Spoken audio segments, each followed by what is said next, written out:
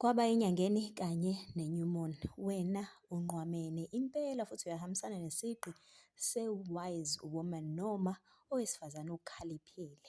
Kanti-ke lokhu kusho ukuthi-ke isikhathi sokudedela-ke upurifaye futhi urenyuwe, wenze kabusha umzimba wakho-ke ne-spirit kusheda old energy njengoba-ke i-moon inyanga yethu i-disappear-re ishilo ingekho izophinde izaliseke futhi siyibone-ke. You are cleansing karmic and emotional residue, wenza-ke isikhala esisha-ke for spiritual growth. Lesi-ke isikhathi-ke esinamandla kakhulu lapho isibeletho-ke somuntu wesifazane kanye nenyanga kupulse-a together noma kushaya ngesigqi esifanayo kukulungiselela-ke ingxenye elandelayo-ke yokwakha izinto-ke.